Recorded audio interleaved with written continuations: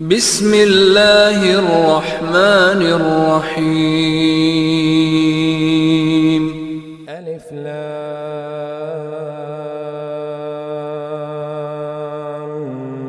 ميم.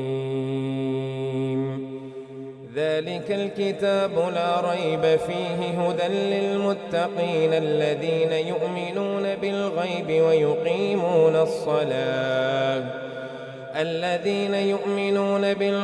ويقيمون الصلاة ومما رزقناهم ينفقون والذين يؤمنون بما أنزل إليك وما أنزل من قبلك وبالآخرة هم يوقنون أولئك على هدى من ربهم وأولئك هم المفلحون. إن الذين كفروا سواء عليهم أأنذرتهم أم لم تنذرهم لا يؤمنون. ختم الله على قلوبهم وعلى سمعهم وعلى أبصارهم غشاوة ولهم عذاب عظيم. ومن الناس من يقول آمنا بالله وباليوم الآخر وما هم بمؤمنين يخادعون الله والذين آمنوا وما يخدعون إلا أنفسهم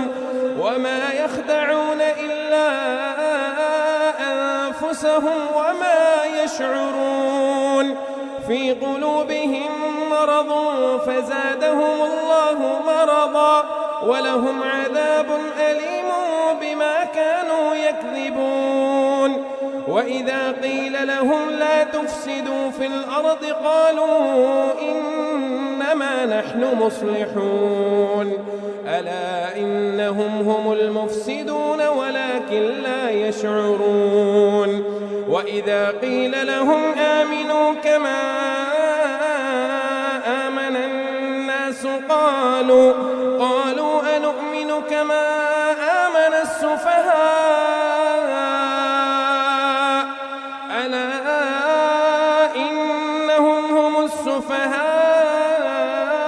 ولكن لا يعلمون.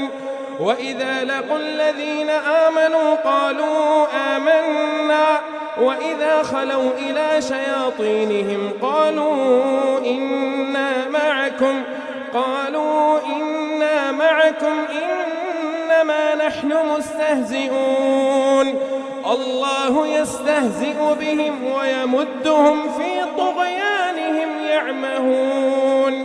أولئك الذين اشتروا الضلالة بالهدى فما ربحت تجارتهم وما كانوا مهتدين. مثلهم كمثل الذي استوقد نارا فلما أضاءت ما حوله ذهب الله بنورهم وتركهم في ظلمات لا يبصرون. صم بكم عمي فهم لا يرجعون. أو كصيب من السماء فيه ظلمات ورعد وبرق يجعلون أصابعهم في آذانهم من الصواعق حذر الموت والله محيط بالكافرين. يكاد البرق يخطف أبصارهم كلما أضاء لهم مشوا فيه وإذا أظلم عليهم قاموا ولو شاء الله لذهب بسمعهم وأبصارهم إن الله على كل شيء قدير. يا أيها الناس اعبدوا ربكم الذي خلقكم والذين من قبلكم لعلكم تتقون. الذي جعل لكم الأرض فراشا والسماء بناء وأنزل من السماء أخرج به من الثمرات رزقا لكم فلا تجعلوا لله أندادا وأنتم تعلمون وإن كنتم في ريب مما نزلنا على عبدنا فأتوا بسورة من مثله وادعوا شهداءكم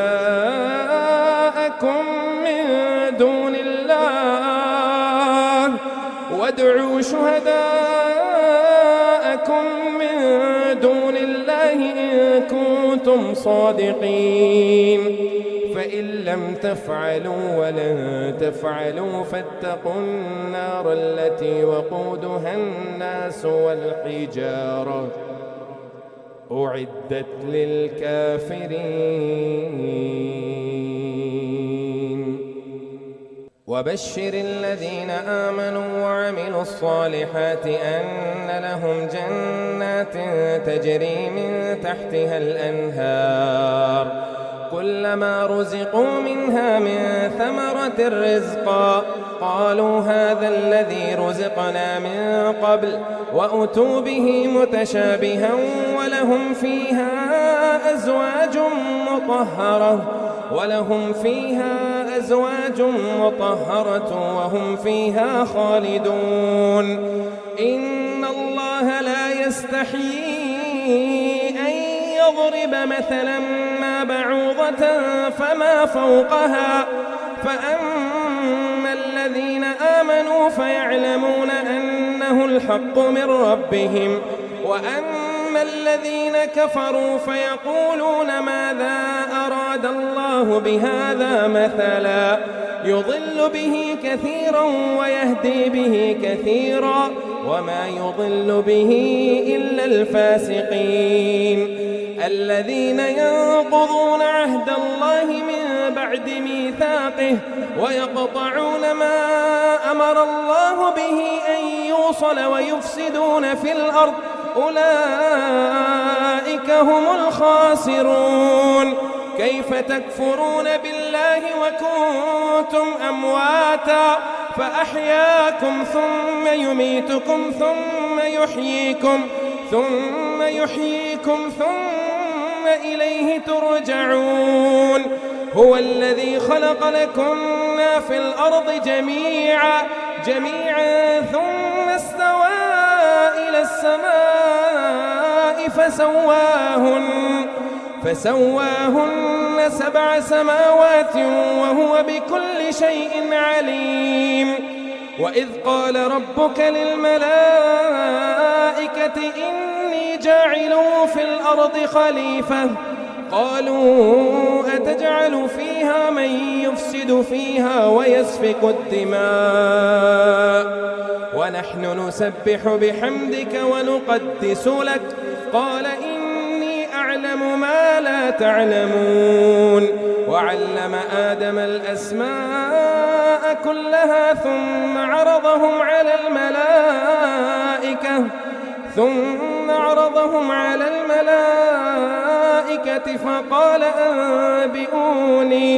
فقال أنبئوني بأسماء هؤلاء إن كنتم صادقين قالوا سبحانك لا علم لنا إلا ما علمتنا إنك أنت العليم الحكيم قال يا آدم أنبئهم بأسمائهم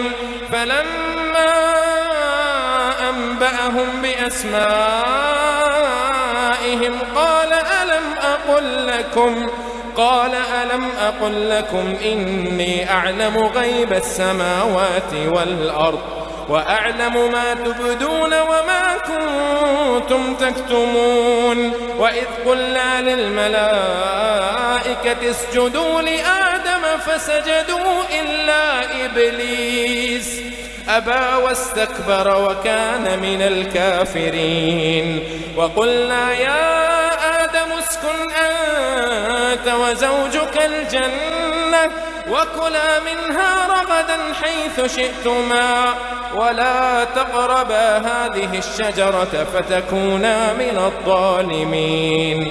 فأزلهما الشيطان عنها فأخرجهما مما كانا فيه وقلنا اهبطوا بعضكم لبعض عدو ولكم في الأرض مستقر ومتاع إلى حين. فتلقى آدم من ربه كلمات فتاب عليه إنه هو التواب الرحيم. قلنا اهبطوا منها جميعا فإما يأتينكم مني هدى فمن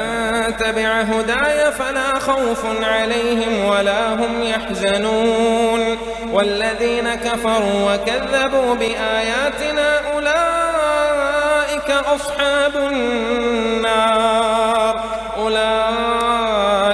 أصحاب النار هم فيها خالدون. يا بني إسرائيل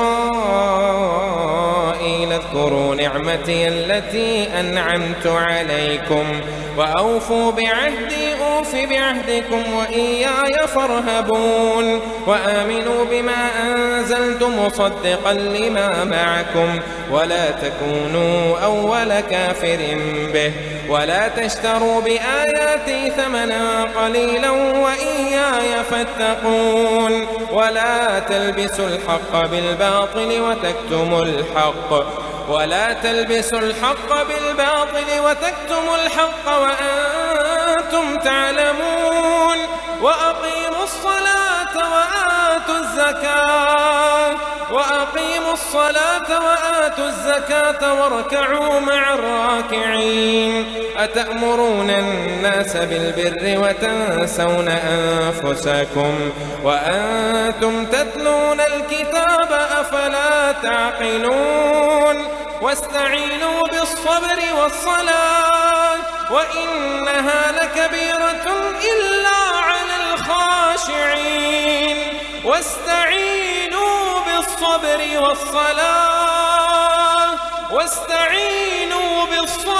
والصلاة وإنها لكبيرة إلا على الخاشعين الذين يظنون أنهم ملاقو ربهم وأنهم إليه راجعون.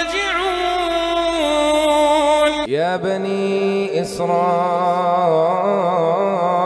اذكروا نعمتي التي أنعمت عليكم وأني فضلتكم على العالمين. واتقوا يوما لا تجزي نفس عن نفس شيئا ولا يقبل منها شفاعة ولا يؤخذ منها عدل ولا هم ينصرون. وإذ نجيناكم من آل فرعون يسومونكم سوء العذاب يذبحون أبناءكم ويستحيون نساءكم وفي ذلكم بلاء من ربكم عظيم. وإذ فرقنا بكم البحر فأنجيناكم وأغرقنا آل فرعون وأنتم تنظرون. وإذ واعدنا موسى 40 ليلة ثم اتخذتم العجل من بعده وأنتم ظالمون ثم عفونا عنكم من بعد ذلك لعلكم تشكرون. وإذ آتينا موسى الكتاب والفرقان لعلكم تهتدون. وإذ قال موسى لقومه يا قوم إنكم ظلمتم أنفسكم باتخاذكم العجل فتوبوا إلى بارئكم فاقتلوا أنفسكم ذلكم خير لكم عند بارئكم فتاب عليكم إنه هو التواب الرحيم. وإذ قلتم يا موسى لن نؤمن لك حتى نرى الله جهرة فأخذتكم الصاعقة وأنتم تنظرون ثم بعثناكم من بعد موتكم لعلكم تشكرون وظللنا عليكم الغمام وأنزلنا عليكم المن والسلوى كلوا من طيبات ما رزقناكم وما ظلمونا ولكن كانوا أنفسهم يظلمون وإذ قلنا ادخلوا هذه القرية فكلوا منها حيث شئتم رغدا وادخلوا الباب سجدا وقولوا حطة نغفر لكم خطاياكم وسنزيد المحسنين فبدل الذين ظلموا قولا غير الذي قيل لهم فأنزلنا على الذين ظلموا رجزا من السماء بما كانوا يفسقون وإذ استسقى موسى لقومه فقل اضرب بعصاك الحجر فانفجرت منه 12 عينا قد علم كل أناس مشربهم كلوا واشربوا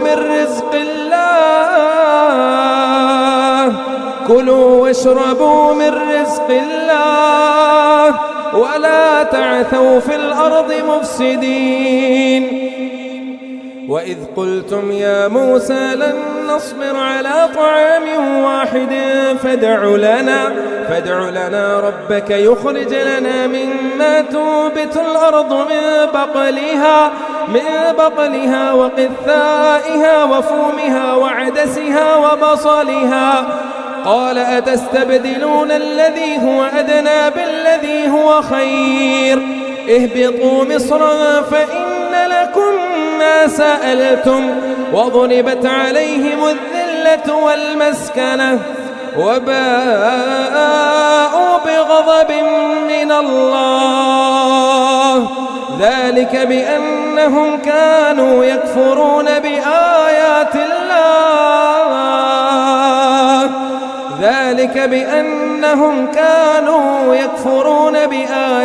الله ويقتلون النبيين بغير الحق ذلك بما عصوا وكانوا يعتدون إن الذين آمنوا والذين هادوا والنصارى والصابئين من آمن بالله واليوم الآخر وعمل صالحا فلهم أجرهم عند ربهم ولا خوف عليهم ولا هم يحزنون وإذ أخذنا ميثاقكم ورفعنا فوقكم الطور خذوا ما آتيناكم بقوة واذكروا ما فيه لعلكم تتقون ثم توليتم من بعد ذلك فلولا فضل الله عليكم ورحمته لكنتم من الخاسرين ولقد علمتم الذين اعتدوا منكم في السبت فقلنا لهم كونوا قردة خاسئين فجعلناها نكالا لما بين يديها وما خلفها وموعظة للمتقين وإذ قال موسى لقومه إن الله يأمركم أن تذبحوا بقرة قالوا أتتخذنا هزوا قال أعوذ بالله أن أكون من الجاهلين قالوا ادع لنا ربك يبين لنا ما هي قال إنه يقول إنها بقرة لا فارض ولا بكر عوان بين ذلك فافعلوا ما تؤمرون قالوا ادع لنا ربك يبين لنا ما لونها قال إنه يقول إنها بقرة صفراء فاقع لونها تسر الناظرين قالوا ادع لنا ربك يبين لنا ما هي إن البقرة شابه علينا وإنا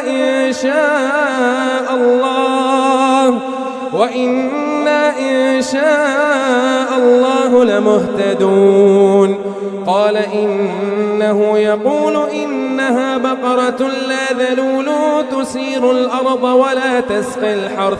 مسلمة لا شية فيها. قالوا الآن جئت بالحق فذبحوها وما كادوا يفعلون. وإذ قتلتم نفسا فادارأتم فيها والله مخرج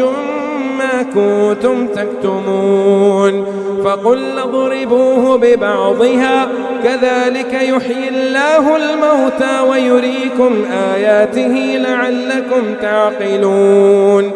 ثم قست قلوبكم من بعد ذلك فهي كالحجارة أو أشد قسوة وإن من الحجارة لما يتفجر منه الأنهار وإن منها لما يشقق فيخرج منه الماء وإن منها لما يهبط من خشية الله وما الله بغافل عما تعملون.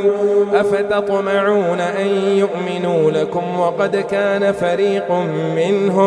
وقد كان فريق منهم يسمعون كلام الله ثم يحرفونه من بعد ما عقلوه وهم يعلمون. وإذا لقوا الذين آمنوا قالوا آمنا وإذا خلا بعضهم إلى بعض قالوا أتحدثونه بما فتح الله عليكم ليحاجوكم به عند ربكم أفلا تعقلون. أولا يعلمون أن الله يعلم ما يسرون وما يعلنون. ومنهم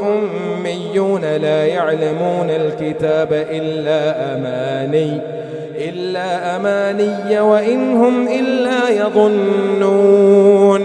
فويل للذين يكتبون الكتاب بأيديهم ثم يقولون هذا من عند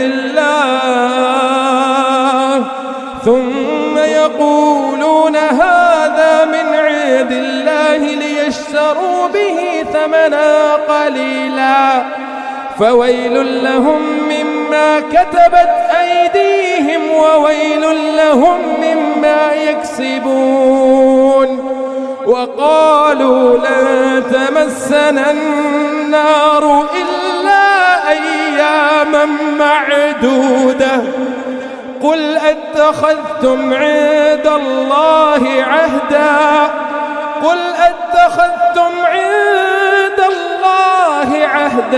فلن يخلف الله عهده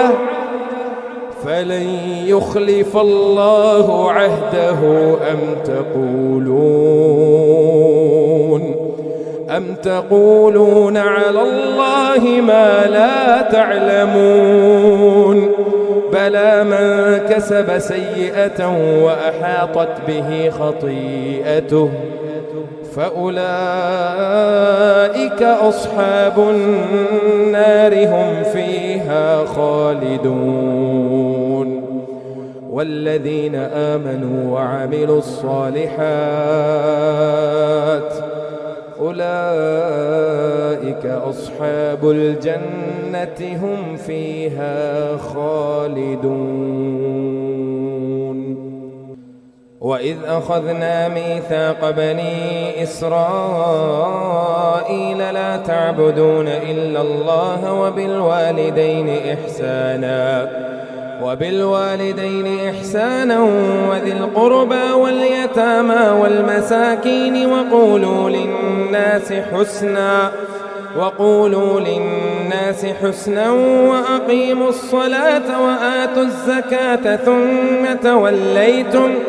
ثم توليتم إلا قليلا منكم وأنتم معرضون وإذ أخذنا ميثاقكم لا تسفكون دماءكم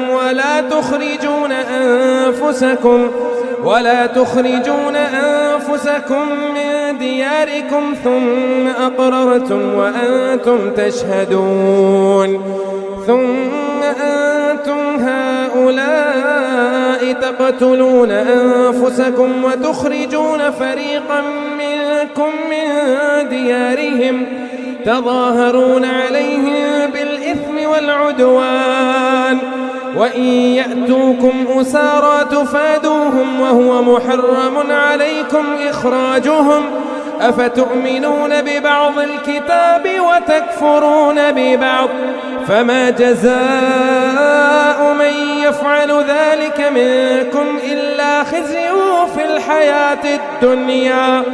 ويوم القيامة يردون إلى أشد العذاب وما الله بغافل عما تعملون أولئك الذين اشتروا الحياة الدنيا بالآخرة فلا يخفف عنهم العذاب ولا هم ينصرون ولقد آتينا موسى الكتاب وقفينا من بعده بالرسل وآتينا عيسى ابن مريم البينات وأيدناه بروح القدس أفكلما جاءكم رسول بما لا تهوى أنفسكم استكبرتم ففريقا كذبتم وفريقا تقتلون وقالوا قلوبنا غلف بل لعنهم الله بكفرهم فقليلا ما يؤمنون ولما جاءهم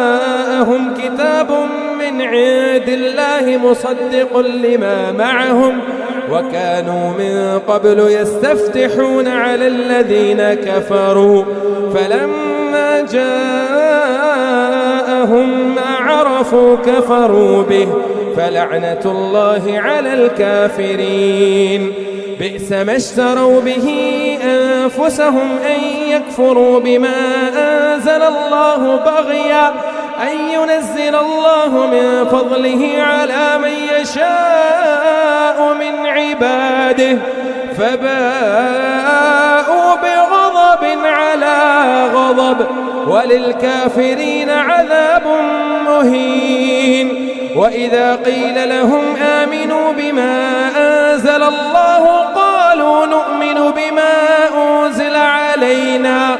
بما أنزل علينا ويكفرون بما وراءه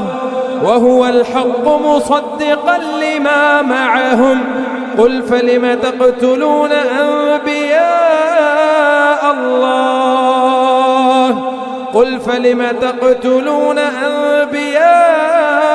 الله من قبل إن كنتم مؤمنين ولقد جاءكم موسى بالبينات ثم اتخذتم العجل من بعده وأنتم ظالمون وإذ أخذنا ميثاقكم ورفعنا فوقكم الطور خذوا ما آتيناكم بقوة واسمعوا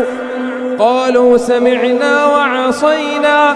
وأشربوا في قلوبهم العجل بكفرهم قل بئس ما يأمركم به إيمانكم إن كنتم مؤمنين قل إن كانت لكم الدار الآخرة عند الله خالصة من دون الناس فتمنوا الموت إن كنتم صادقين ولن يتمنوه أبدا بما قدمت أيديهم والله عليم بالظالمين ولتجدنهم أحرص الناس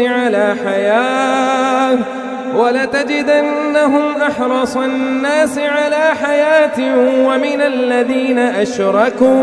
ومن الذين أشركوا يود أحدهم لو يعمر 1000 سنة وما هو بمزحزحه من العذاب أن يعمر والله بصير بما يعملون. قل من كان عدوا لجبريل فإنه نزله على قلبك بإذن الله مصدقا لما بين يديه وهدى وبشرى للمؤمنين. من كان عدوا لله وملائكته ورسله وجبريل وميكال فإن الله عدو للكافرين. ولقد أنزلنا إليك آيات بينات وما يكفر بها إلا الفاسقون. أو كلما عاهدوا عهدا نبذه فريق منهم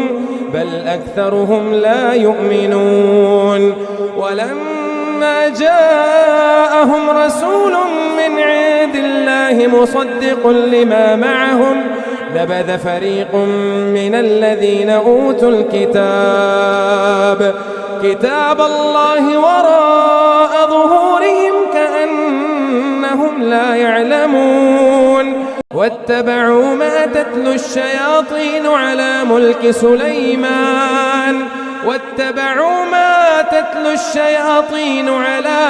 سليمان وما كفر سليمان ولكن الشياطين كفروا يعلمون الناس السحر. وما أنزل على الملكين ببابل هاروت وماروت وما يعلمان من أحد حتى يقولا إنما نحن فتنة فلا تكفر فيتعلمون منهما ما يفرقون به بين المرء وزوجه وما هو بضارين به من أحد إلا بإذن الله ويتعلمون ما يضرهم ولا ينفعهم ولقد علموا لمن اشتراه ما له في الآخرة من خلاق ولبئس ما شروا به أنفسهم لو كانوا يعلمون. ولو أنهم آمنوا واتقوا لمثوبة من عند الله خير لو كانوا يعلمون. يا أيها الذين آمنوا لا تقولوا راعنا وقولوا انظرنا واسمعوا وللكافرين عذاب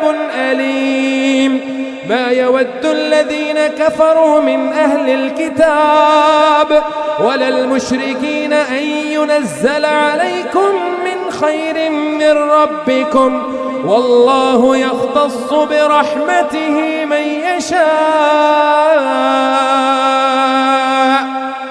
والله ذو الفضل العظيم. ما ننسخ من آية أو نوسها نأتي بخير منها أو مثلها. ألم تعلم أن الله على كل شيء قدير. ألم تعلم أن الله له ملك السماوات والأرض وما لكم من دون الله من ولي ولا نصير. أم تريدون أن تسألوا رسولكم كما سئل موسى من قبل ومن يتبدل الكفر بالإيمان فقد ضل سواء السبيل. ود كثير من أهل الكتاب لو يردونكم من بعد إيمانكم كفارا حسدا من عند أنفسهم من بعد ما تبين لهم الحق من بعد ما تبين لهم الحق فاعفوا واصفحوا حتى يأتي الله بأمره إن الله على كل شيء قدير وأقيموا الصلاة وآتوا الزكاة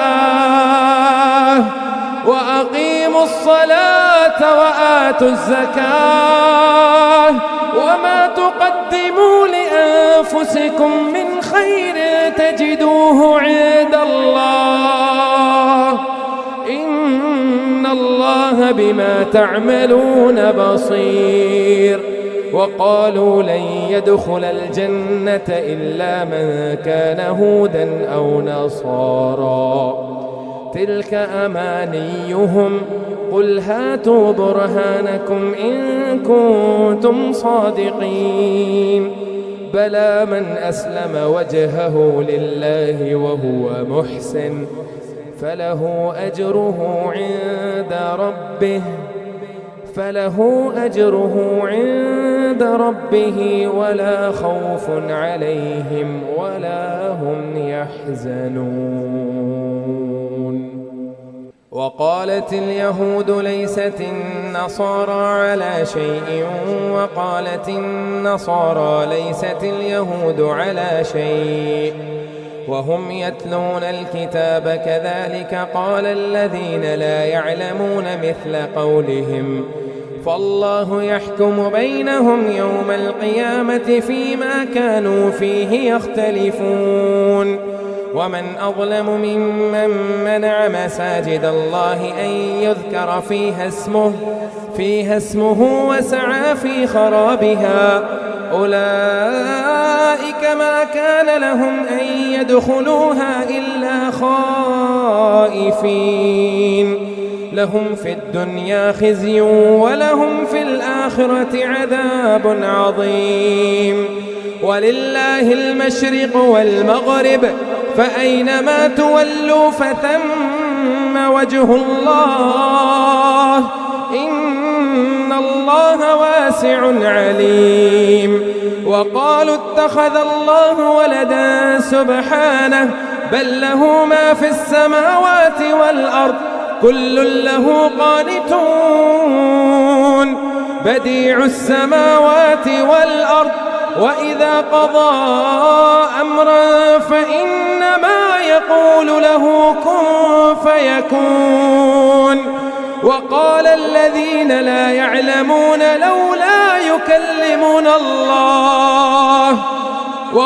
الذين لا يعلمون لولا يكلمون الله أو تأتينا آية كذلك قال الذين من قبلهم مثل قولهم تشابهت قلوبهم قد بينا الآيات لقوم يوقنون إنا أرسلناك بالحق بشيرا ونذيرا ولا تسأل عن أصحاب الجحيم ولن ترضى عنك اليهود ولا النصارى حتى تتبع ملتهم قل إن هدى الله هو الهدى ولئن اتبعت أهواءهم بعد الذي جاءك من العلم ما لك من الله من ولي ولا نصير الذين آتيناهم الكتاب يتلونه حق تلاوته أولئك يؤمنون به ومن يكفر به فأولئك هم الخاسرون يا بني إسرائيل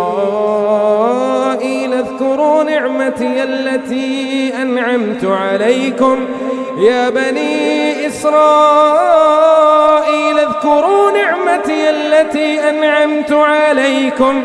أنعمت عليكم وأني فضلتكم على العالمين واتقوا يوما لا تجزي نفس عن نفس شيئا ولا يقبل منها عدل ولا تنفعها شفاعة ولا هم ينصرون. وإذ ابتلى إبراهيم ربه بكلمات فأتمهن قال إني جاعلك للناس إماما قال ومن ذريتي قال لا ينال عهد الظالمين. وإذ جعلنا البيت مثابة للناس وأمنا واتخذوا من مقام إبراهيم مصلى وعهدنا إلى إبراهيم وإسماعيل أن طهرا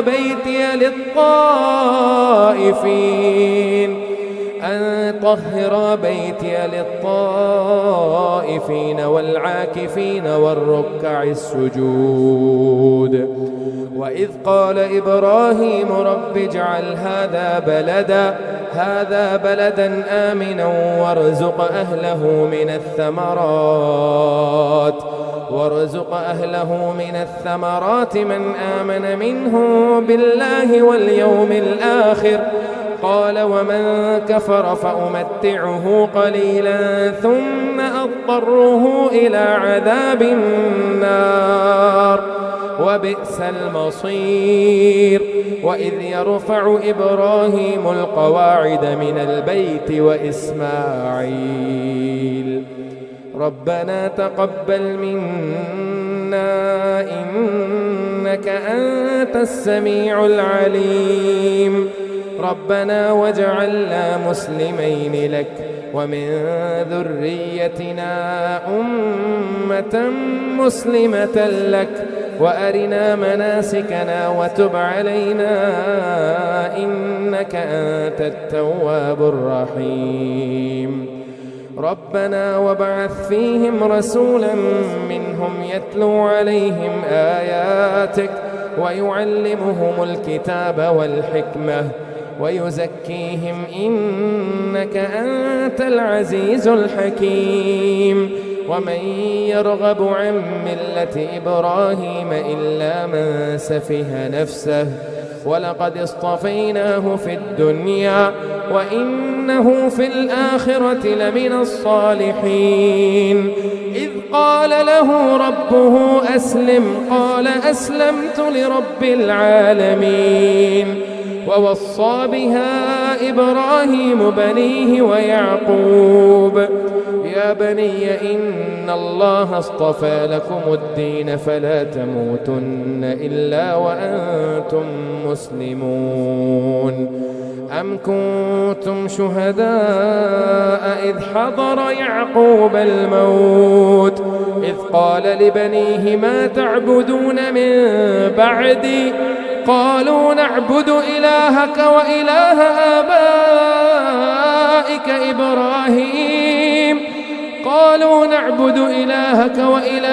آبائك إبراهيم وإسماعيل وإسحاق إلها واحدا ونحن له مسلمون. تلك أمة قد خلت لها ما كسبت ولكم ما كسبتم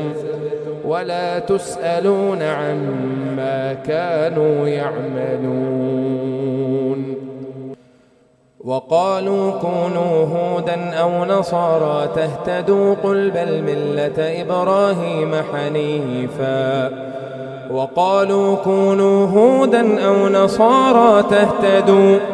قل بل ملة إبراهيم حنيفا وما كان من المشركين.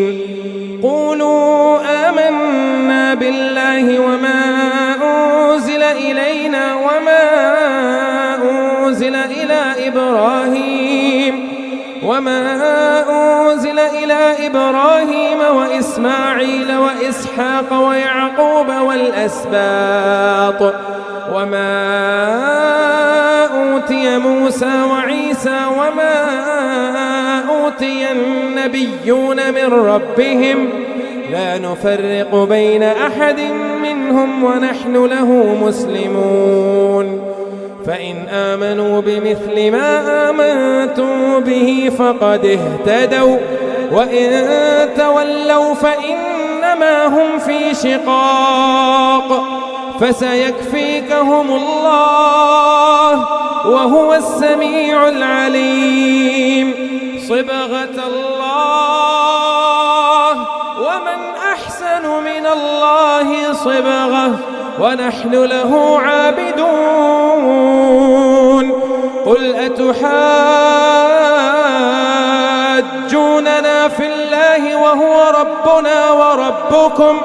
ولنا أعمالنا ولكم أعمالكم ونحن له مخلصون. أم تقولون إن إبراهيم وإسماعيل وإسحاق ويعقوب والأسباط كانوا هودا أو نصارى قل أأنتم أعلم أم الله ومن أظلم ممن كتم شهادة عنده من الله وما الله بغافل عما تعملون. تلك أمة قد خلت لها ما كسبت ولكم ما كسبتم ولا تسألون عما كانوا يعملون. سيقول السفهاء من الناس ما ولاهم عن قبلتهم التي كانوا عليها قل لله المشرق والمغرب يهدي من يشاء إلى صراط مستقيم. وكذلك جعلناكم أمة وسطا لتكونوا شهداء على الناس ويكون الرسول عليكم شهيدا. وما جعلنا القبلة التي كنت عليها إلا لنعلم من يتبع الرسول ممن ينقلب على عقبيه وإن كانت لكبيرة إلا على الذين هدى الله وما كان الله ليضيع إيمانكم إن الله بالناس لرؤوف رحيم. قد نرى تقلب وجهك في السماء فلنولينك قبلة ترضاها فول وجهك شطر المسجد الحرام وحيث ما كنتم فولوا وجوهكم شطره وإن الذين أوتوا الكتاب ليعلمون أنه الحق من ربهم وما الله بغافل عما يعملون. ولئن أتيت الذين أوتوا الكتاب بكل آية ما تبعوا قبلتك وما أنت بتابع قبلتهم وما بعضهم بتابع قبلة بعض ولئن اتبعت أهواءهم من بعد ما جاءك من العلم إنك إذا لمن الظالمين. الذين آتيناهم الكتاب يعرفونه كما يعرفون أبناءهم وإن فريقا منهم ليكتمون الحق وهم يعلمون. الحق من ربك فلا تكونن من الممترين. ولكل وجهة هو موليها فاستبقوا الخيرات أينما تكونوا يأت بكم الله جميعا إن الله على كل شيء قدير. ومن حيث خرجت فول وجهك شطر المسجد الحرام وإنه للحق من ربك وما الله بغافل عما تعملون. ومن حيث خرجت فول وجهك شطر المسجد الحرام وحيث ما كنتم فولوا وجوهكم شطره لئلا يكون للناس عليكم حجة إلا الذين ظلموا منهم فلا تخشوهم واخشوني ولأتم نعمتي عليكم ولعلكم تهتدون. كما أرسلنا فيكم رسولا منكم يتلو عليكم آياتنا ويزكيكم ويعلمكم الكتاب والحكمة ويعلمكم ما لم تكونوا تعلمون فاذكروني أذكركم واشكروا لي ولا تكفرون فاذكروني أذكركم واشكروا لي ولا تكفرون يا أيها الذين آمنوا استعينوا بالصبر والصلاة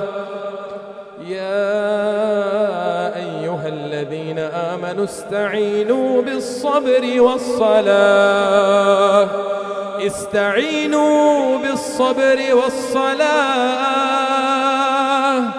يا أيها الذين آمنوا استعينوا بالصبر والصلاة إن الله مع الصابرين ولا تقولوا لمن يقتل في سبيل الله أموات بل أحياء ولكن لا تشعرون ولنبلونكم بشيء من الخوف والجوع ونقص من الأموال والأنفس والثمرات وبشر الصابرين الذين إذا أصابتهم مصيبة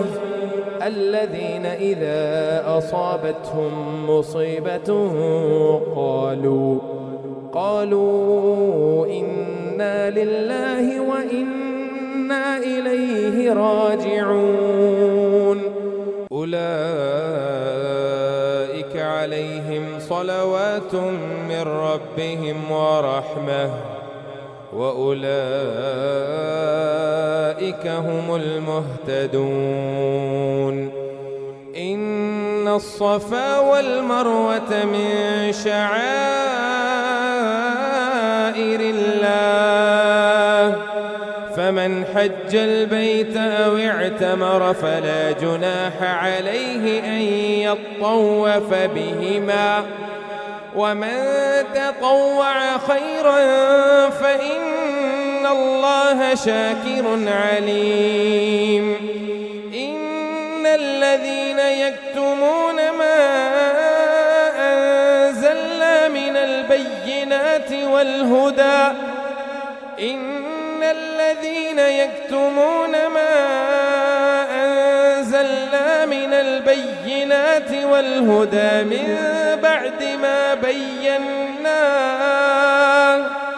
من بعد ما بيناه للناس في الكتاب أولئك يلعنهم الله ويلعنهم اللاعنون إلا الذين تابوا وأصلحوا وبينوا فأولئك أتوب عليهم وأنا التواب الرحيم إن الذين كفروا وماتوا وهم كفار أولئك عليهم لعنة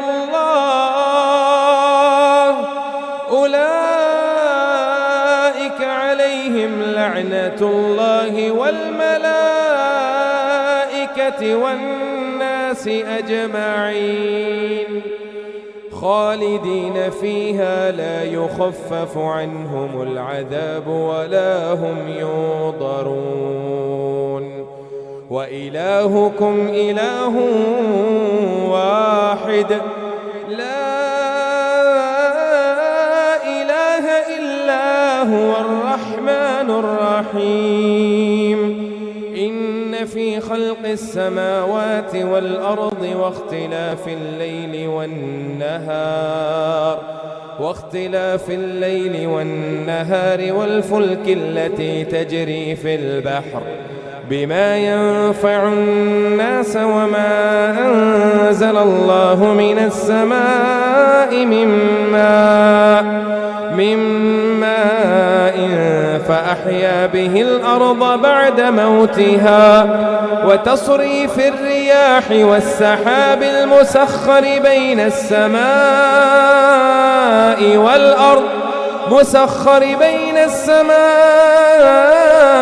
والأرض لآيات لقوم يعقلون ومن الناس من يتخذ من دون الله أندادا يحبونهم كحب الله والذين آمنوا أشد حبا لله ولو يرى الذين ظلموا إذ يرون العذاب أن القوة لله جميعا وأن الله شديد العذاب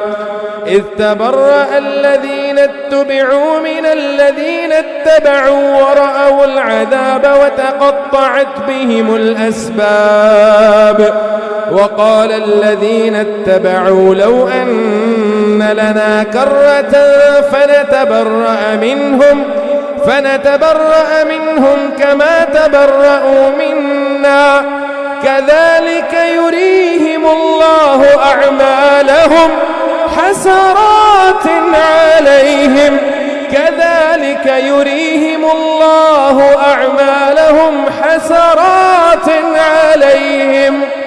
حسرات عليهم وما هم بخارجين من النار يا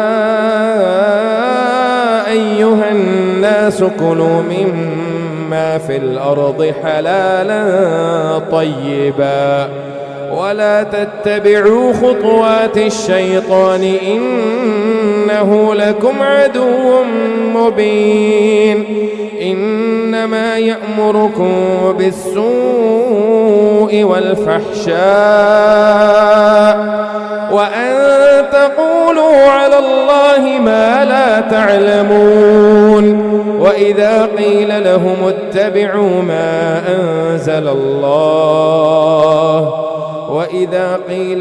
اتبعوا ما أنزل الله قالوا بل نتبع ما ألفينا عليه آباءنا أولو كان آباؤهم لا يعقلون شيئا ولا يهتدون ومثل الذين كفروا كمثل الذي ينعق بما لا يسمع إلا دعاء ونداء صم بكم عمي فهم لا يعقلون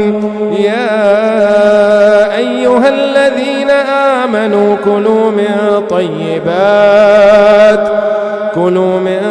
طيبات ما رزقناكم واشكروا لله إن كنتم إياه تعبدون إنما حرم عليكم الميتة والدم ولحم الخنزير وما أهل به لغير الله فمن اضطر غير باغ ولا عاد فلا إثم عليه إن الله غفور رحيم إن الذين يكتمون ما أنزل الله من الكتاب ويشترون به ثمنا قليلا أولئك ما يأكلون في بطونهم إلا النار ولا يكلمهم الله يوم القيامة ولا يزكيهم ولهم عذاب أليم أولئك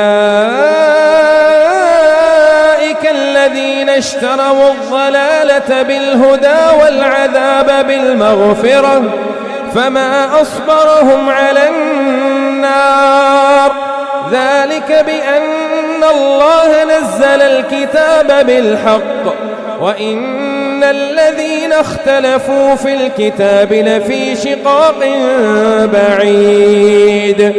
ليس البر أن تولوا وجوهكم قبل المشرق والمغرب ولكن البر من آمن بالله واليوم الآخر والملائكة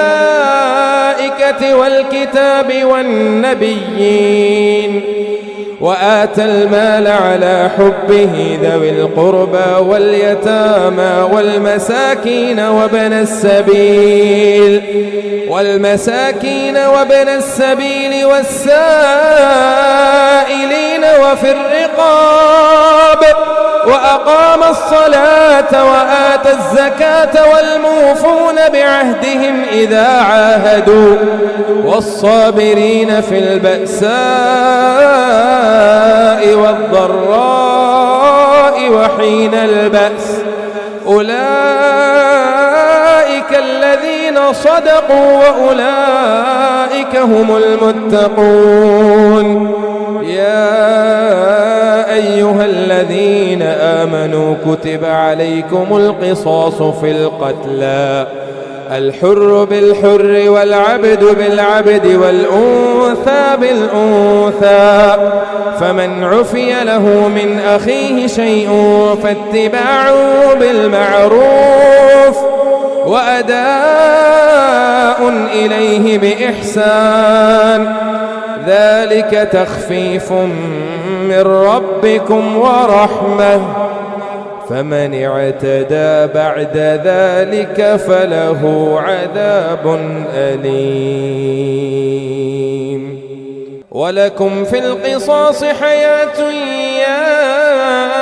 أولي الألباب لعلكم تتقون كتب عليكم إذا حذر أحدكم الموت إن ترك خيرا الوصية للوالدين والأقربين بالمعروف حقا على المتقين فمن بدله بعدما سمعه فإنما إثمه على الذين يبدلونه إن الله سميع عليم فمن خاف من موص جنفا أو إثما فأصلح بينهم فلا إثم عليه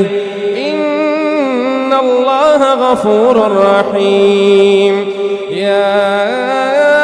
أيها الذين آمنوا كتب عليكم الصيام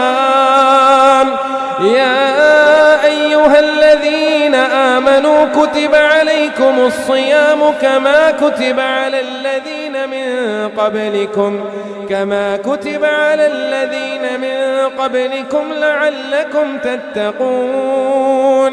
أياما معدودات فمن كان منكم مريضا أو على سفر فعدة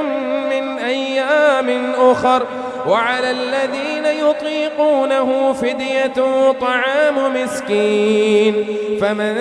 تطوع خيرا فهو خير له وأن تصوموا خير لكم إن كنتم تعلمون شهر رمضان الذي أنزل فيه القرآن هدى للناس وبينات من الهدى والفرقان فمن شهد منكم الشهر فليصمه ومن كان مريضا أو على سفر فعدة من أيام أخر يريد الله بكم اليسر ولا يريد بكم العسر ولتكملوا العدة ولتكبروا الله على ما هداكم ولعلكم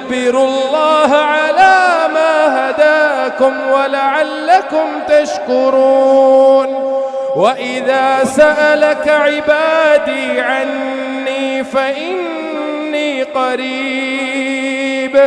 وإذا سألك عبادي عني فإني قريب أجيب دعوة الداع إذا دعان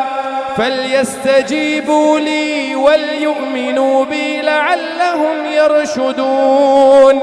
أحل لكم ليلة الصيام الرفث إلى نسائكم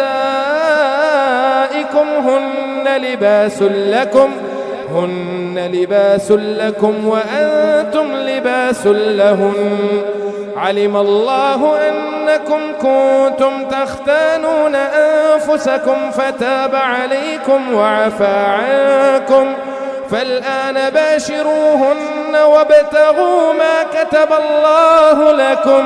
وكلوا واشربوا حتى يتبين لكم الخيط الأبيض من الخيط الأسود من الفجر،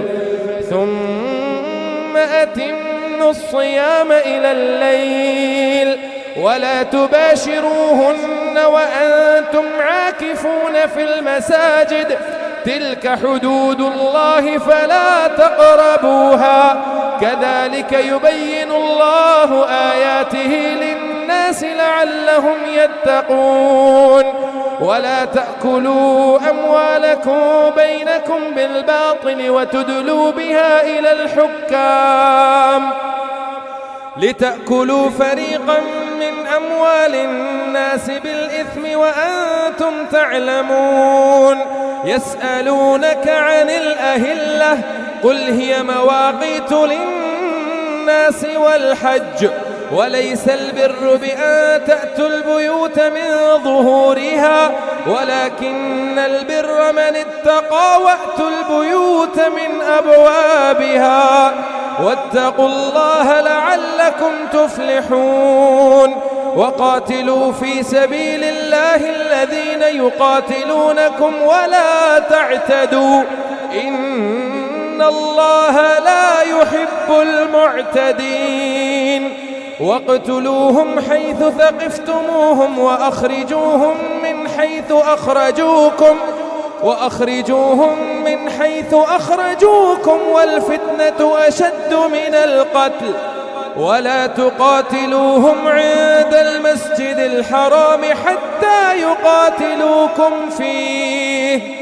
فإن قاتلوكم فاقتلوهم كذلك جزاء الكافرين. فإن انتهوا فإن الله غفور رحيم. وقاتلوهم حتى لا تكون فتنة ويكون الدين لله، فإن انتهوا فلا عدوان إلا على الظالمين. الشهر الحرام بالشهر الحرام والحرمات قصاص، فمن اعتدى عليكم فاعتدوا عليه بمثل ما اعتدى عليكم، واتقوا الله واعلموا أن الله مع المتقين. وأنفقوا في سبيل الله ولا تلقوا بأيديكم إلى التهلكة وأحسنوا إن الله يحب المحسنين. وأتموا الحج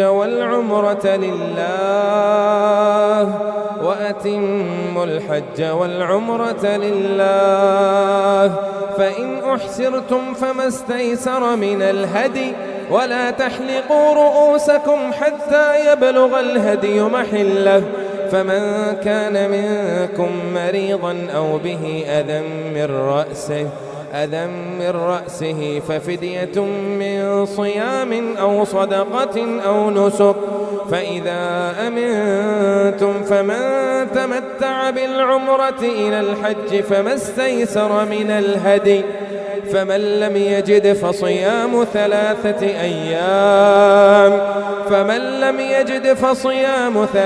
أيام في الحج و7 إذا رجعتم، تلك 10 كاملة، ذلك لمن لم يكن أهله حاضر المسجد الحرام. واتقوا الله واعلموا أن الله شديد العقاب. الحج أشهر معلومات، فمن فرض فيهن الحج فلا رفث ولا فسوق ولا جدال في الحج وما تفعلوا من خير يعلمه الله وتزودوا فإن خير الزاد التقوى واتقون يا أولي الألباب. ليس عليكم جناح أن تبتغوا فضلا من ربكم فإذا أفضتم من عرفات فاذكروا الله عند المشعر الحرام واذكروه كما هداكم وإن كنتم من قبله لمن الضالين.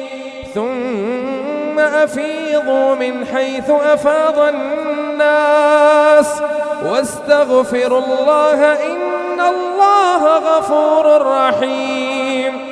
فإذا قضيتم مناسككم فاذكروا الله كذكركم آباءكم أو أشد ذكرا. فمن الناس من يقول ربنا آتنا في الدنيا وما له في الآخرة من خلاق. ومنهم من يقول ربنا آتنا في الدنيا حسنة وفي الآخرة حسنة وقنا عذاب النار. أولئك لهم نصيب مما كسبوا والله سريع الحساب. واذكروا الله في أيام معدودات فمن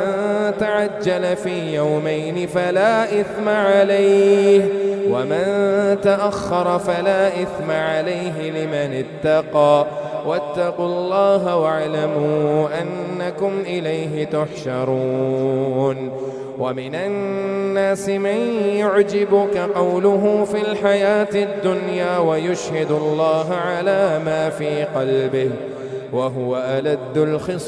الخصام. وإذا تولى سعى في الأرض ليفسد فيها ويهلك الحرث والنسل والله لا يحب الفساد. وإذا قيل له اتق الله أخذته العزة بالإثم فحسبه جهنم ولبئس المهاد. ومن الناس من يشري نفسه ابتغاء مرضات الله والله رؤوف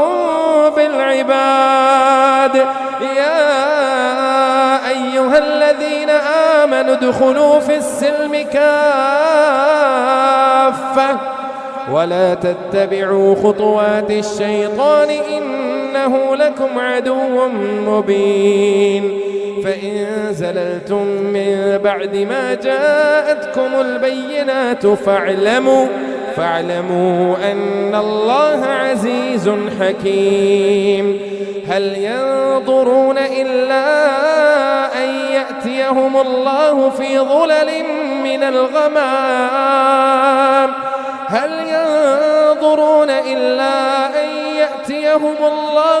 ظلل من الغمام والملائكة وقضي الأمر وإلى الله ترجع الأمور. سل بني إسرائيل كم آتيناهم من آية بينة ومن يبدل نعمة الله من بعد ما جاءته فإن الله شديد العقاب. زين للذين كفروا الحياة الدنيا ويسخرون من الذين آمنوا والذين اتقوا فوقهم يوم القيامة والله يرزق من يشاء بغير حساب. كان الناس أمة واحدة فبعث الله النبيين مبشرين ومنذرين وأنزل معهم الكتاب بالحق ليحكم بين الناس فيما اختلفوا فيه وما اختلف فيه إلا الذين أوتوه من بعد ما جاءتهم البينات بغيا بينهم فهدى الله الذين آمنوا لما اختلفوا فيه من الحق بإذنه والله يهدي من يشاء إلى صراط مستقيم. أم حسبتم أن تدخلوا الجنة ولما يأتكم مثل الذين خلوا من قبلكم مستهم البأساء والضراء وزلزلوا حتى يقول الرسول والذين آمنوا معه متى نصر الله ألا إن نصر الله قريب. يسألونك ماذا ينفقون قل ما أنفقتم من خير فللوالدين والأقربين واليتامى والمساكين وابن السبيل وما تفعلوا من خير فإن الله به عليم. كتب عليكم القتال وهو كره لكم وعسى أن تكرهوا شيئا وهو خير لكم وعسى أن تحبوا شيئا وهو شر لكم والله يعلم وأنتم لا تعلمون. يسألونك عن الشهر الحرام قتال فيه قل قتال فيه كبير وصد عن سبيل الله وكفر به والمسجد الحرام وإخراج أهله منه أكبر عند الله والفتنة أكبر من القتل ولا يزالون يقاتلونكم حتى يردوكم عن دينكم إن استطاعوا ومن يرتدد منكم عن دينه فيمت وهو كافر فأولئك حبطت أعمالهم في الدنيا والآخرة وأولئك أصحاب النار هم فيها خالدون. إن الذين آمنوا والذين هاجروا وجاهدوا في سبيل الله أولئك يرجون رحمة الله والله غفور رحيم. يسألونك عن الخمر والميسر قل فيهما إثم كبير ومنافع للناس وإثمهما أكبر من نفعهما ويسألونك ماذا ينفقون قل العفو كذلك يبين الله لكم الآيات لعلكم تتفكرون في الدنيا والآخرة. ويسألونك عن اليتامى قل إصلاح لهم خير وإن تخالطوهم فإخوانكم والله يعلم المفسد من المصلح ولو شاء الله لأعنتكم إن الله عزيز حكيم. ولا تنكحوا المشركات حتى يؤمن ولأمة مؤمنة خير من مشركة ولو أعجبتكم ولا تنكحوا المشركين حتى يؤمنوا ولعبد مؤمن خير من مشرك ولو أعجبكم أولئك يدعون إلى النار والله يدعو إلى الجنة والمغفرة بإذنه ويبين آياته للناس لعلهم يتذكرون. ويسألونك عن المحيض قل هو أذى فاعتزلوا النساء في المحيض ولا تقربوهن حتى يطهرن فإذا تطهرن فأتوهن من حيث أمركم الله إن الله يحب التوابين ويحب المتطهرين. نساؤكم حرث لكم فأتوا حرثكم أنى شئتم نساؤكم حرث لكم فأتوا حرثكم أنى شئتم وقدموا لأنفسكم واتقوا الله واعلموا أنكم ملاقوه وبشر المؤمنين ولا تجعلوا الله عرضة لأيمانكم أن تبروا وتتقوا وتصلحوا بين الناس والله سميع عليم. لا يؤاخذكم الله باللغو في أيمانكم ولكن يؤاخذكم بما كسبت قلوبكم والله غفور حليم. للذين يؤلون من نسائهم تربص 4 أشهر فإن فاءوا فإن الله غفور رحيم. وإن عزموا الطلاق فإن الله سميع عليم. والمطلقات يتربصن بأنفسهن 3 قروء ولا يحل لهن أن يكتمن ما خلق الله في أرحامهن إن كن يؤمن بالله واليوم الآخر وبعولتهن أحق بردهن في ذلك إن أرادوا إصلاحا ولهن مثل الذي عليهن بالمعروف وللرجال عليهن درجة والله عزيز حكيم. الطلاق 2 فإمساك بمعروف أو تصريح بإحسان ولا يحل لكم أن تأخذوا مما آتيتموهن شيئا إلا أن يخافا ألا يقيما حدود الله فإن خفتم ألا يقيما حدود الله فلا جناح عليهما فيما افتدت به تلك حدود الله فلا تعتدوها ومن يتعد حدود الله فأولئك هم الظالمون. فإن طلقها فلا تحل له من بعد حتى تنكح زوجا غيره فإن طلقها فلا جناح عليهما أن يتراجعا إن ظنا أن يقيما حدود الله وتلك حدود الله يبينها لقوم يعلمون. وإذا طلقتم النساء فبلغن أجلهن فأمسكوهن بمعروف أو سرحوهن بمعروف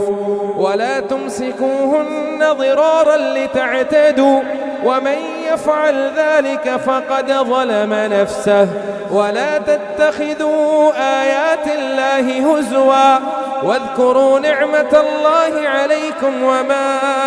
أنزل عليكم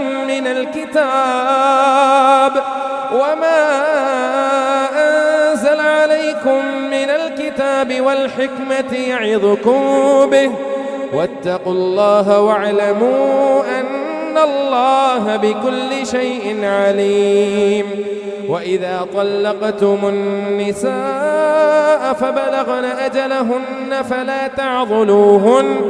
فلا تعضلوهن أن ينكحن أزواجهن إذا تراضوا بينهم بالمعروف ذلك يوعظ به من كان منكم يؤمن بالله واليوم الآخر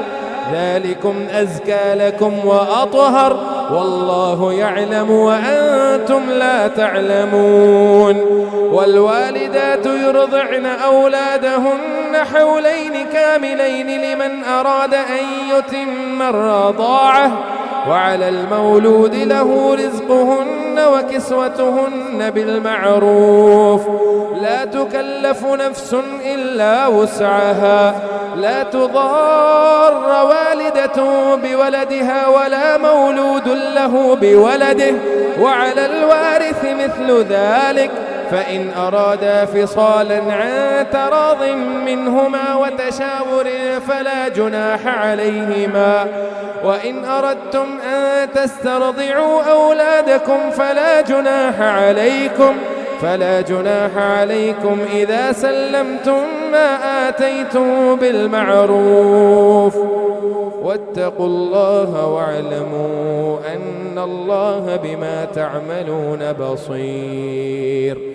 والذين يتوفون منكم ويذرون أزواجا يتربصن بأنفسهن 4 أشهر و10 فإذا بلغن أجلهن فلا جناح عليكم فيما فعلن في أنفسهن بالمعروف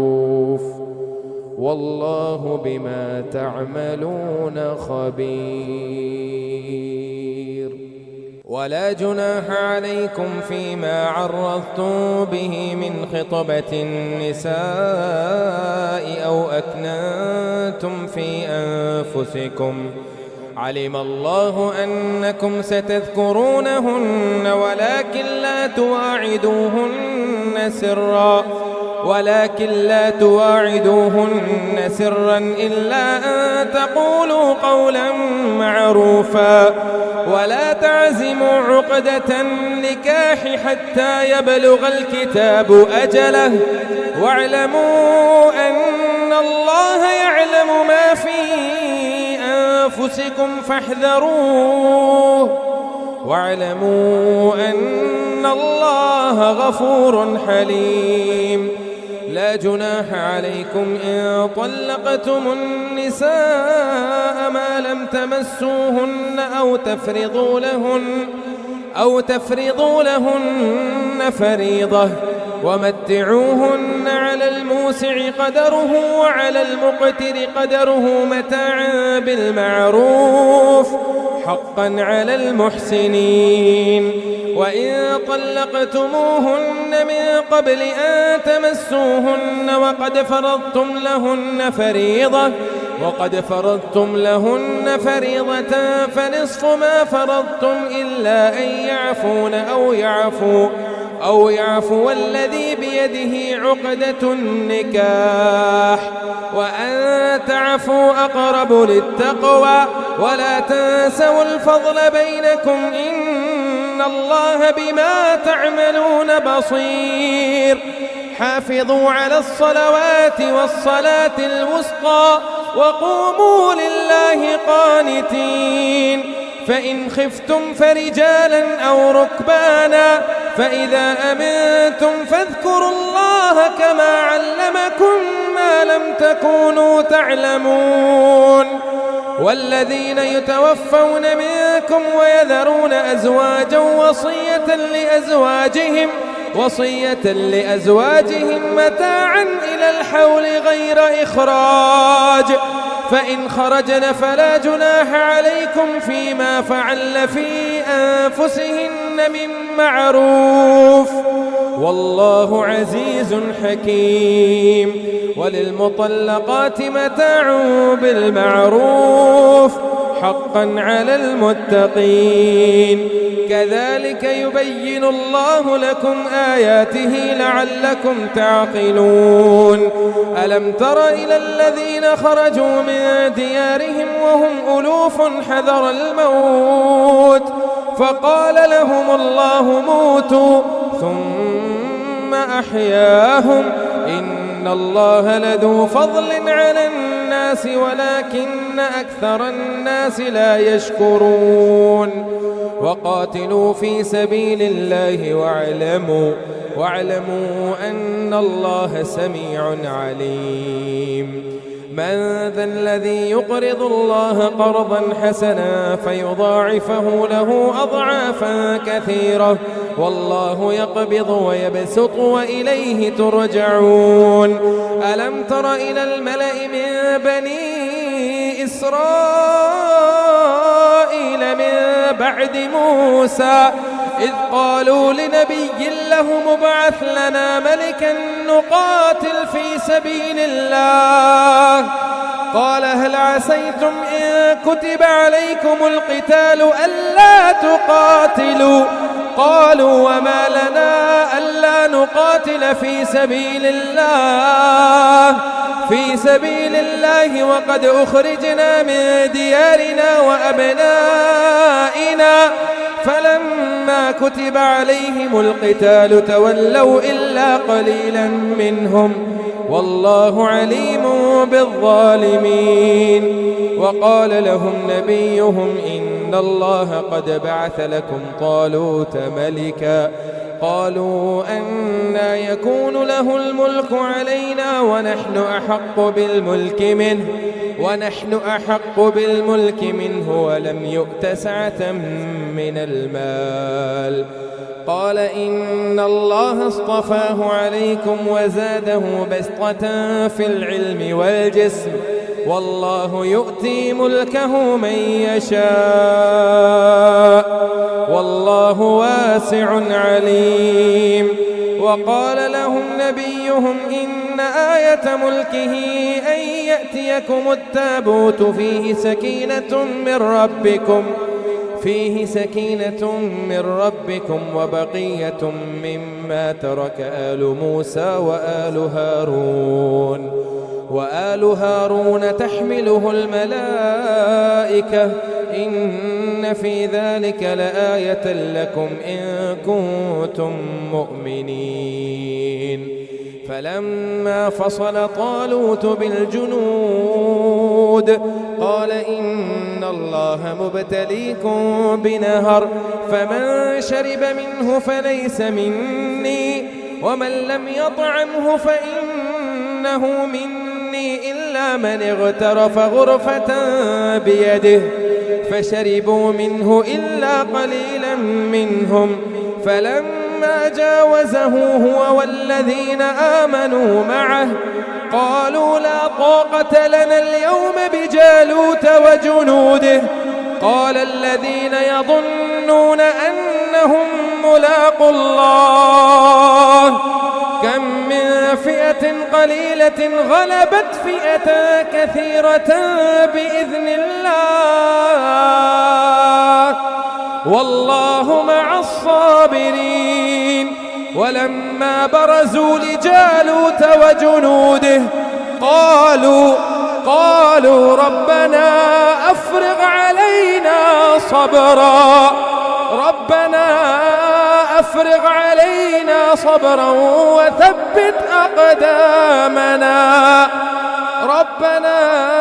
أفرغ علينا صبرا وثبت أقدامنا وانصرنا على القوم الكافرين فهزموه بإذن الله وقتل داود جالوت وآتاه الله الملك والحكمة وعلمه مما يشاء ولولا دفع الله الناس بعضهم ببعض لفسدت الأرض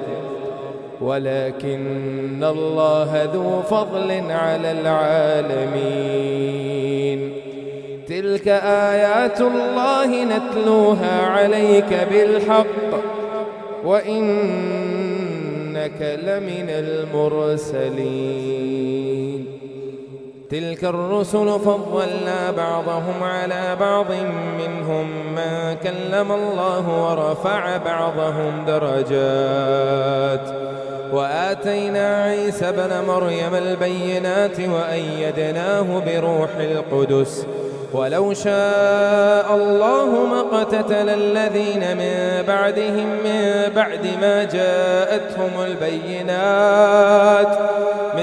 بعد ما جاءتهم البينات ولكن اختلفوا فمنهم من آمن ومنهم من كفر ولو شاء الله ما اقتتلوا ولكن الله يفعل ما يريد يا أيها الذين آمنوا أنفقوا مما أنفقوا مما رزقناكم من قبل أن يأتي يوم لا بيع فيه ولا خلة ولا شفاعة والكافرون هم الظالمون. الله لا إله إلا هو الحي القيوم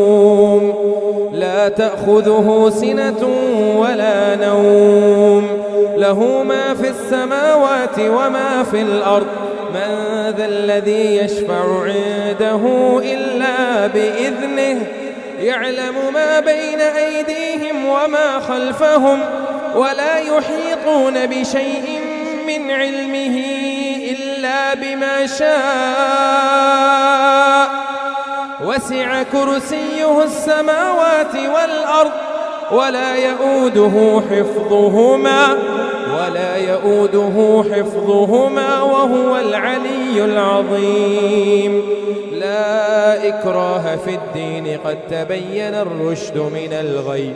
فمن يكفر بالطاغوت ويؤمن بالله فقد استمسك بالعروة الوثقى لا انفصام لها والله سميع عليم.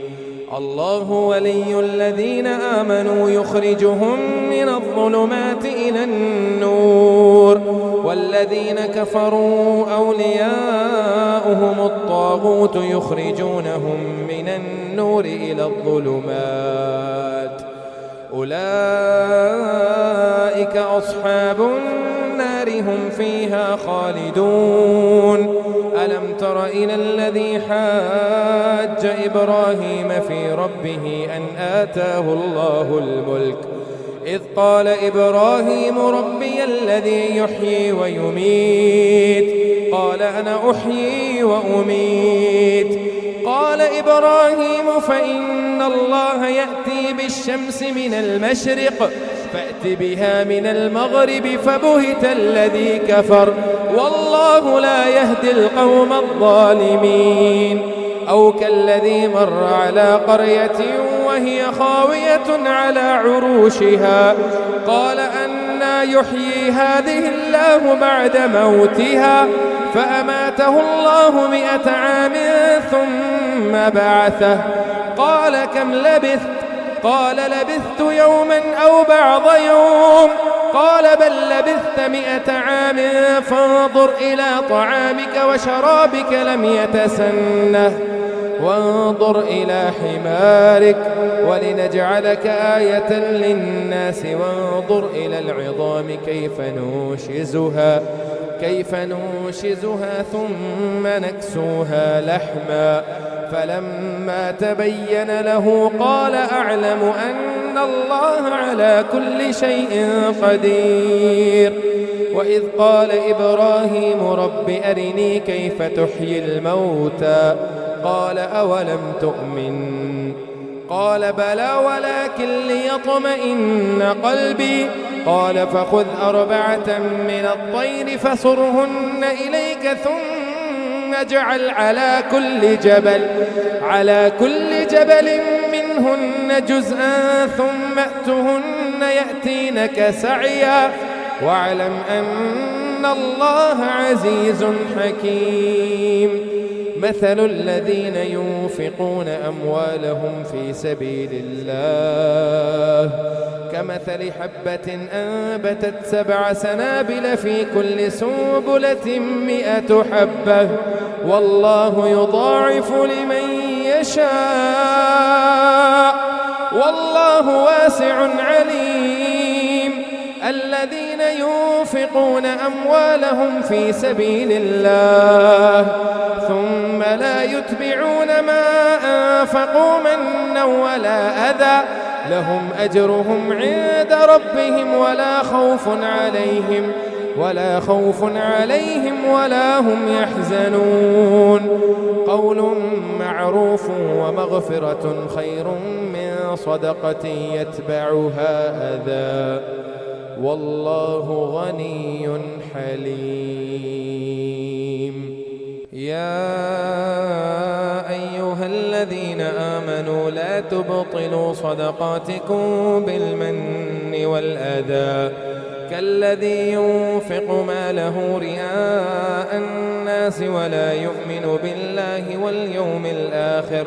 فمثله كمثل صفوان عليه تراب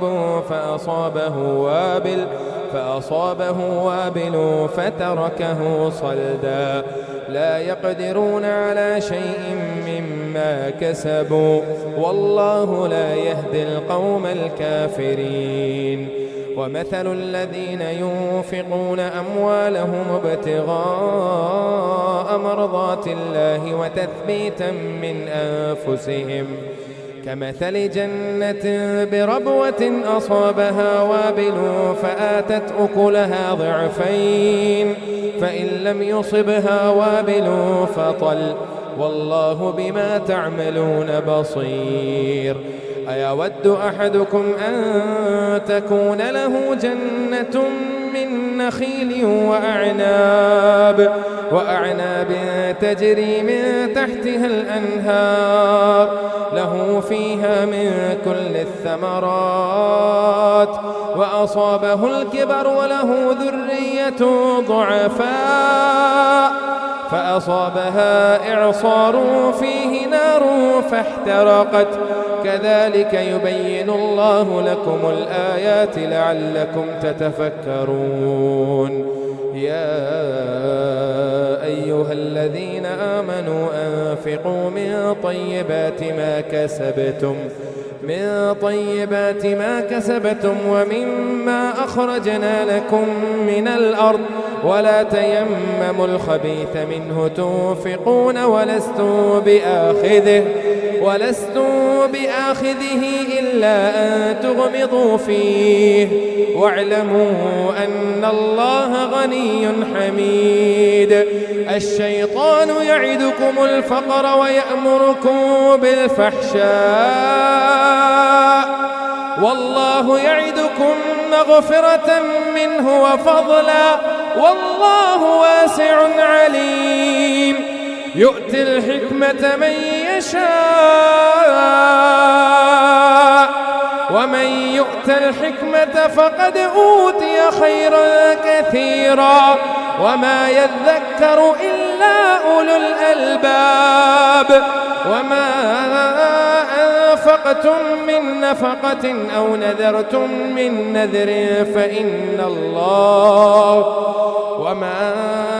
أنفقتم من نفقة أو نذرتم من نذر فإن الله يعلمه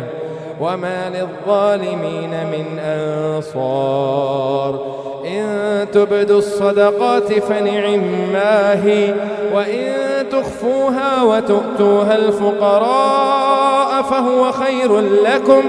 ويكفر عنكم من سيئاتكم والله بما تعملون خبير ليس عليك هداهم ولكن الله يهدي من يشاء وما تنفقوا من خير فلأنفسكم وما تنفقون إلا ابتغاء وجه الله وما تنفقوا من خير يوفى إليكم وأنتم لا تظلمون للفقراء الذين أحصروا في سبيل الله لا يستطيعون ضربا في الأرض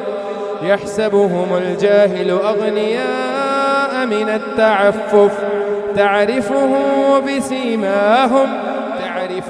بسيماهم لا يسألون الناس إلحافا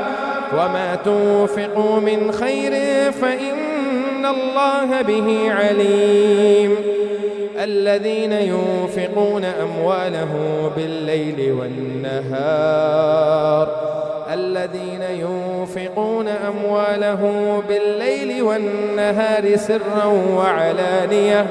سرا وعلانية فلهم أجرهم عند ربهم ولا خوف عليهم ولا هم يحزنون الذين يأكلون الربا لا يقومون إلا كما يقوم الذي يتخبطه الشيطان من المس ذلك بأنهم قالوا إنما البيع مثل الربا وأحل الله البيع وحرم الربا فمن جاءه موعظة من ربه فانتهى فله ما سلف وأمره إلى الله ومن عاد فأولئك أصحاب النار هم فيها خالدون يمحق الله الربا ويربي الصدقات والله لا يحب كل كفار أثيم إن الذين آمنوا وعملوا الصالحات وأقاموا الصلاة وآتوا الزكاة لهم أجرهم عند ربهم ولا خوف عليهم ولا هم يحزنون يا أيها الذين آمنوا اتقوا الله وذروا ما بقي من الربا إن كنتم مؤمنين فإن لم تفعلوا فأذنوا بحرب من الله ورسوله وإن تبتم فلكم رؤوس أموالكم لا تظلمون ولا تظلمون وإن كان ذو عسرة فنظرة إلى ميسرة وأن تصدقوا خير لكم إن كنتم تعلمون واتقوا يوما ترجعون فيه إلى الله ثم توفى كل نفس ما كسبت وهم لا يظلمون يا أيها الذين آمنوا إذا تداينتم بدين إلى أجل مسمى فاكتبوه وليكتب بينكم كاتب بالعدل ولا يأب كاتب أن يكتب كما علمه الله فليكتب وليملل الذي عليه الحق وليتق الله ربه ولا يبخس منه شيئا فإن كان الذي عليه الحق سفيها أو ضعيفا أو لا يستطيع أن يمل هو فليملل وليه بالعدل واستشهدوا شهيدين من رجالكم فإن لم يكونا رجلين فرجل وامرأتان ممن ترضون من الشهداء أن تضل إحداهما فتذكر إحداهما الأخرى ولا يأبى الشهداء إذا ما دعوا ولا تسأموا أن تكتبوه صغيرا أو كبيرا إلى أجله ذلكم أقسط عند الله وأقوم للشهادة وأدنى ألا ترتابوا إلا أن تكون تجارة حاضرة تديرونها بينكم فليس عليكم جناح ألا تكتبوها وأشهدوا إذا تبايعتم ولا يضار كاتب ولا شهيد وإن تفعلوا فإنه فسوق بكم واتقوا الله ويعلمكم الله والله بكل شيء عليم وإن كنتم على سفر ولم تجدوا كاتبا فرهان مقبوضة فإن أمن بعضكم بعضا فليؤدي الذي ائتمن أمانته وليتق الله ربه ولا تكتموا الشهادة ومن يكتمها فإنه آثم قلبه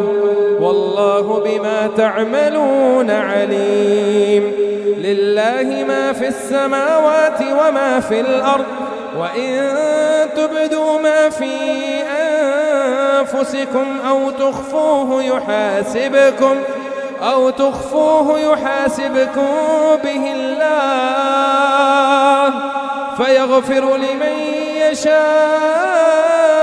ويعذب يشاء والله على كل شيء قدير. آمن الرسول بما أنزل إليه من ربه والمؤمنون كل آمن بالله وملائكته وكتبه ورسله لا نفرق بين أحد من رسله وقالوا سمعنا وأطعنا غفرانك ربنا وإليك المصير. لا يكلف الله نفسا إلا وسعها لها ما كسبت وعليها ما اكتسبت ربنا لا تؤاخذنا إن نسينا أو أخطأنا ربنا ولا تحمل علينا إصرا كما حملته على الذين من قبلنا ربنا ولا تحملنا ما لا طاقة لنا به ربنا ولا تحملنا ما لا طاقة لنا به واعف عنا